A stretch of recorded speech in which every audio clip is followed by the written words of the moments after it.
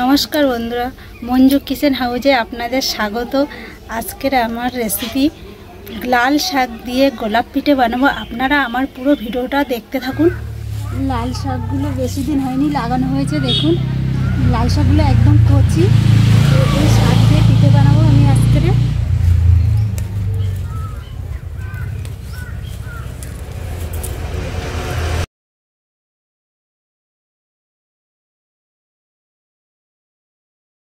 আমি শাকগুলো এবার বেছে নেবো, এভাবে বেছে নেবো শাকগুলো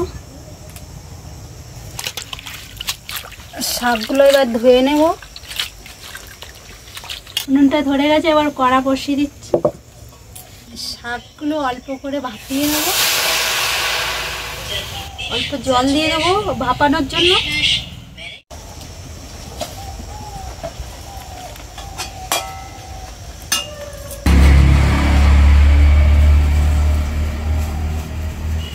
ভাপানো হয়ে গেছে, এবার এটা বেটে নেব। এই শাকটা ভাপিয়েছি, কত সুন্দর জল বেরিয়েছে, লাল কালার, দেখতে কি সুন্দর লাগছে।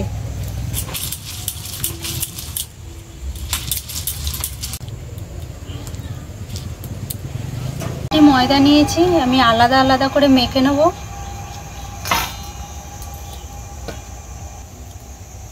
স্বাদ মতো লবণ নিয়েছি, দুটোই একই রকম ভাবে দেবো।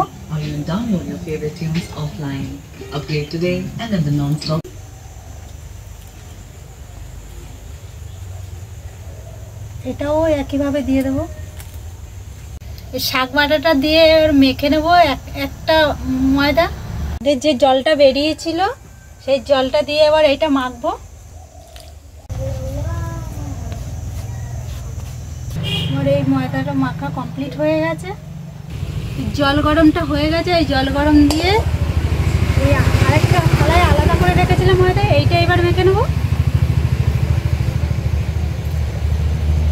আর এটা মাখানো কমপ্লিট হয়ে গেছে। আমি এবার 5 মিনিট মতো এটা ঢাকা দিয়ে রেখে দেবো।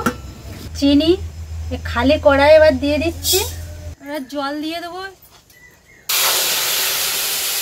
আমার গুড়ের পরিমাণটা কম ছিল বলে আমি চিনি দিয়ে এই জল দিয়ে এটা এই গুড়ের কালারে এটা বানিয়ে নিয়েছি।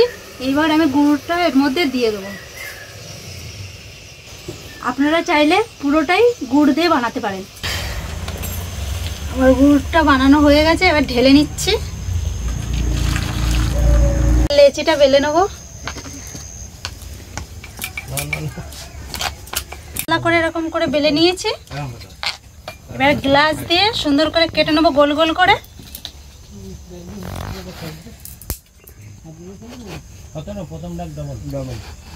এই লেচিটাই একইভাবে বেলে নেবো।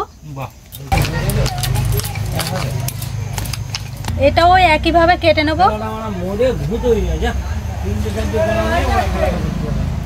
এই গোল করে এইগুলো কেটে রেখেছিলাম, এবার এই একটার পরে একটা এইভাবে দিয়ে দেবো।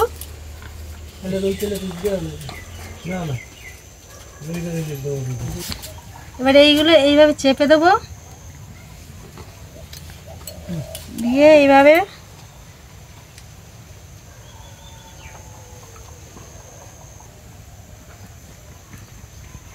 এই রোল মতো করে নিয়েছি। এবার এই মাঝখান বরাবর কেটে নেবো।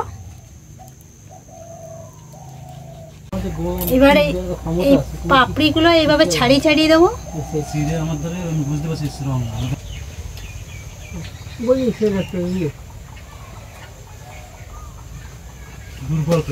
আমার এই গোলাপ পিঠেগুলো বানানো হয়ে গেছে। এবার এক একটা করে তেলের মধ্যে ছেড়ে দেবো।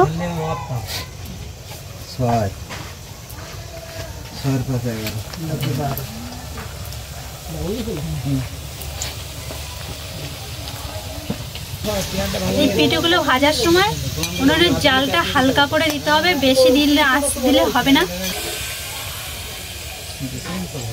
আর এই পিঠেগুলো ভাজা হয়ে গেছে, এবার ওই গুড়ের রসের মধ্যে দিয়ে দেবো।